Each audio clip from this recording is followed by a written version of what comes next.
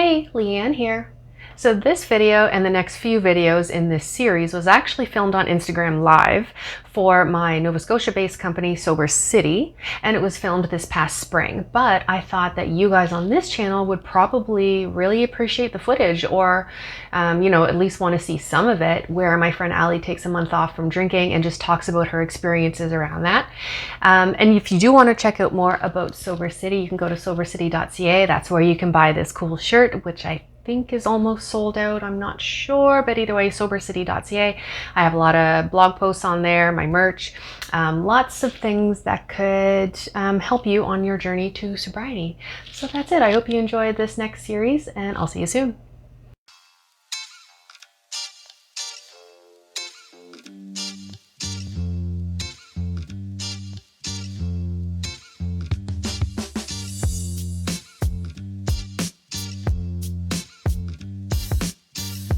Hey everyone, my name is Leanne Richardson, and I'm here to officially welcome you to the very first video.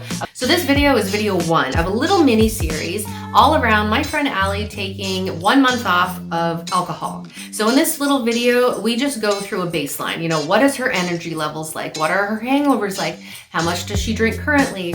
We talked about what are some challenges she thinks she might face in the next 30 days of alcohol-free living. And we talked about things that she's sort of really excited for during the process and at the very end. So if you're interested, keep watching. And we're also going to be doing weekly updates here on YouTube and on our social media. Links are down below. So follow along there too if you want to see how her month is going. And at the very end, tune in to watch the results to see how things actually went for her and if she recommends it to other people, which I'm pretty sure she will, because I highly recommend it to other people to take a month off of drinking. There's so many great health benefits that go along with it for the vast majority of people. So also down below is links to my website, Sober City, where you can get much more information around what exactly happens in a month off from drinking, and lots of other resources to help you on your journey to alcohol-free living, whether it just be temporarily, like for a month or two, or hopefully forever. So that is it from me. Let's get into the interview.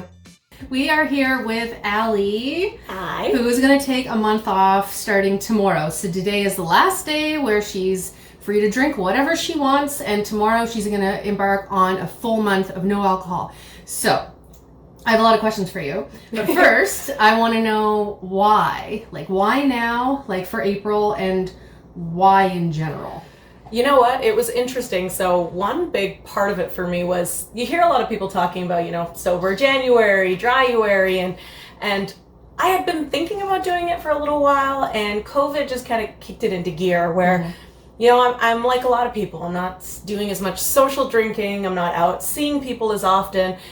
And I don't know how comfortable I feel with just, the casual drinking that I felt like I'd been doing more at home, more by myself. And I just saw it as a good opportunity where spring's rolling around. I'd like to get a little more into fitness. And I think this is a good opportunity where hangovers will not be a hitch in my, giddy up to get fit and get active again. So. Yeah, and I think this is a good time of year too, rather than the middle of summer. Who's going to want to do that in the middle of summer? Not a whole lot of people. Patios are just starting to open up now, so I think it's probably a really good time.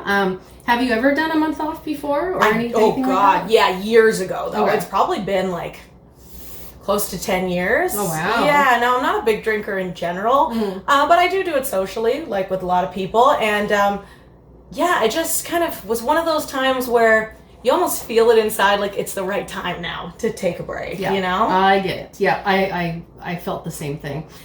So you did touch on it, hangovers. So how are your hangovers? So let's set a baseline so we can compare something in the mid and then at the end. So your baseline now, what are your hangovers like? How often do you drink? Is your next day completely gone? What's happening? I would say they've gotten more, they've gotten stronger and harsher as I've hit my 30s. I'm 35, just had my 35th birthday, and man, they say hangovers in your 30s are tough.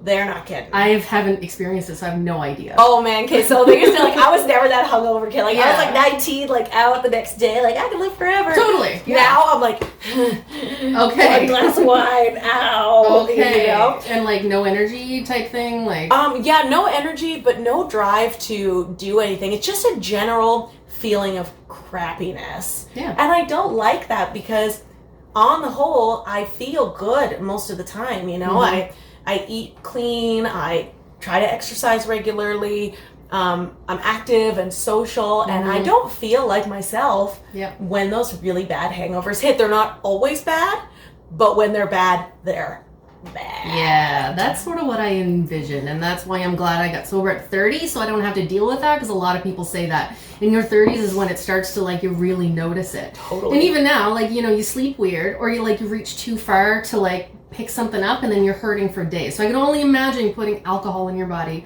and then living with the results after that. So that's it's not fun. No.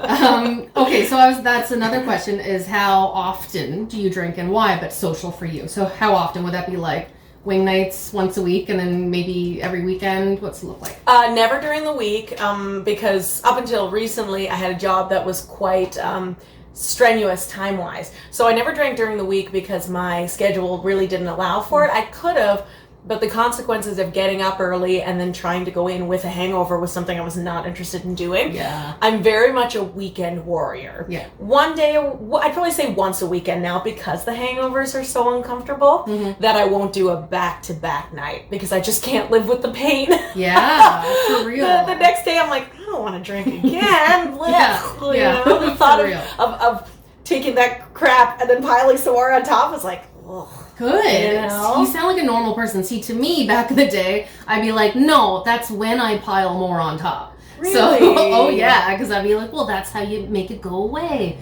Wrong advice. That is not good advice. What you're doing is the right way, I think, for normal people to drink. So that's great. And yeah, there's still benefits in people like you who don't really have an alcohol problem, who drink socially. There's still benefits in you taking a month off. More of a baseline. So energy, what is your energy like? I know your schedule changed recently too, so that might look a bit different now, but overall energy levels and diet and sleep, how does that look? My sleep is better the less alcohol I have in my system. So often, people will say that it helps you get to sleep, but it doesn't help you stay asleep. Yeah. And that's something that I really don't like. I've always been envious of people who can drink and then sleep till noon. I'm up at 8 bing, and could never sleep it off. Was not a term I ever was able to get away with, so I've always been jealous. But no, my sleep is half decent. It's getting better, but a lot of people right now, I've got a lot on my mind. COVID has kind of changed a lot of our patterns, but sleep is good. My eating is good, maybe a little bit more. Again, COVID stress. Sure, yeah. And I could just see this as an opportunity where we've all got so much on our plate, dealing with hangovers and the little bit of guilt I get from that. I do get the blues from hangovers. I could just see that being one less thing that I need on my plate now. Yeah, exactly. So what are some things that you think you might encounter or that you're worried about when you're these next 30 days? Socializing mostly. It's when drinking is such a cornerstone of especially East Coast life, we're all out, we're drinking, and you just said it, patio season is coming around, I worry about what that'll feel like sometimes, or maybe that's something that, and it's funny, I'm so naturally social, I don't fall back on alcohol. It's not something I need to do this, but it's something that I like. It's like the joke that you don't need sneakers to run, but it sure makes it easier. Yeah. Liquor can be like that, and so I'm curious how that is going to be in those more casual, a glass of wine with dinner, a beer on the patio. Yeah. Not having that option and making a decisive decision like this that I'm not going to do it is going to be definitely a challenge, something I haven't done in a long time. And it might actually make it a little easier since it's black and white, yes versus no, I'm not going to drink. I find it, and other people I've talked to, they find it harder when they're sort of in the gray area. If someone asks if they want to drink and they have to think about it, but your answer is going to be no, straight up for a month. So that could make things easier. I like things that are very black and white like that. So for me, part of the reason why I asked to talk to you, and we know each other socially, but is because this lovely little sphere is going to force me to stay true to a promise I'm making to myself, promise I'm making to you, and to people who are consuming this video and watching this content, that I'm going to be responsible for the decisions that I make, and that I'm going to stay true to a promise that I'm making to myself. And I don't think I've done that necessarily in a while. Yeah. So I'm looking forward to seeing what that feels like. Yeah, that's another aspect too, where, I mean, I know for people who have alcohol problems, it's a thing where it starts to wear on you, where you're constantly breaking promises to yourself, and you're constantly saying, oh, I'm not going to drink too much, and then you do. So even, for people like you, like, there's still an element to that, I think, where, you start to feel a little bit of guilt and maybe some shame if you overdid it or whatever. Or the next morning you look at your phone and, oh God, what did I take? What did I do? Who did I text? What happened? Yeah. So there's still a bit of that. So, well, and at 35, you think you know better, but then you know better. Yes. So then when you misbehave, you're like, I'm a dumbass. Like, at least at like 18, I could like convince myself, like, I don't know what I'm doing. Exactly. But I'm almost twice that age now. I know what I'm doing. It was a really nice excuse to say, oh, I was drunk.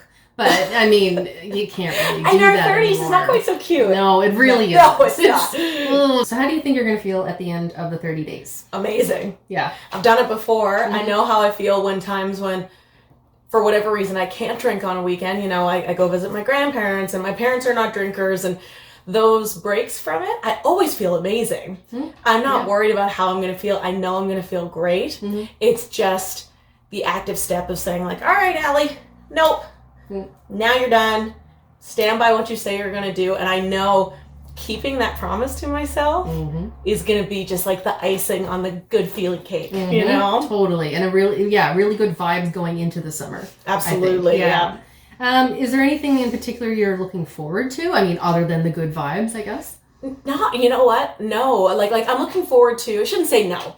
I'm looking forward to keeping a promise like this to myself, because I feel like challenges, although we never want to look for them, and when they come, we're not pleased, they really do help you to grow. Yes. And I feel like, not that my growth is stunted, but that it's been a while since I haven't, because we're at that age now, we live independently, I can do what I want, when I want, anytime I want. There is something nice about saying, like, no. I think that what I want to do is this, but setting myself up to force myself through those challenging times that I know will come, and then come out on the other side and say, you did it. Yeah. And I think that's just so good. Like, that's such a good vibe. It builds character, 100%. I guess, to like have to say, okay, I want to do this thing, but I'm actually going to do this because I know I feel better in the long run. To think ahead and be preventative. That's not something I did in my 20s. So I think that comes natural too with people in their 30s. You start to think that way. But this is a good like kicking point, or start. Yeah, point, jumping off for that. Point. Yeah, exactly. Yeah, especially here in Halifax, where this is what we do. We drink here. So there's something to be said for that. And it might be contagious. What you're about to do a month off, it can get people to start to think that, okay, well, maybe I will too. Maybe it'll do May or whatever. So it's a good thing overall. I hope so. And I think that that's the kind of message that we both want to send, is that there is a spectrum of people who deal with, like, there are issues with overconsumption and all that kind of stuff. That's not the place that I'm coming from. I'm not remotely concerned about my drinking. I just want to take a break to see what it feels like to go down a different path. And who knows, the month may finish and I may go, that was great. Yeah. Pass me a glass of wine. Or it may go, man, I feel so good. Why don't I try for another month? Yeah. I just want to know who Allie is going to be May 1st. instead of April 1st. Yeah. I'm just excited to see what's going to happen over the next month. Me too. That's awesome.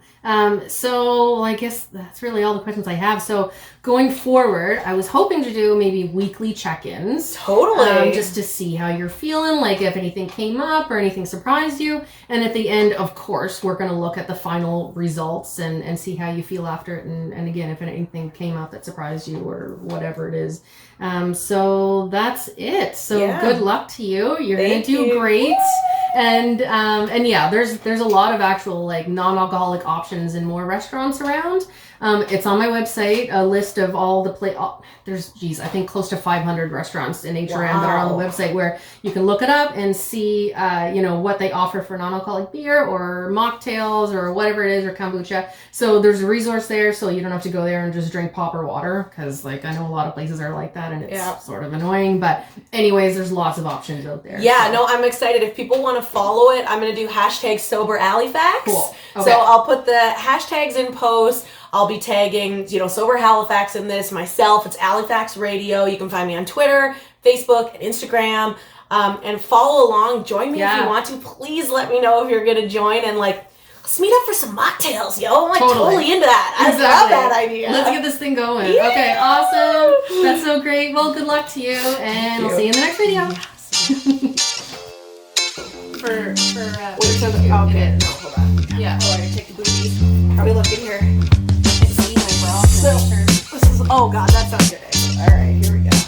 Perfect. See?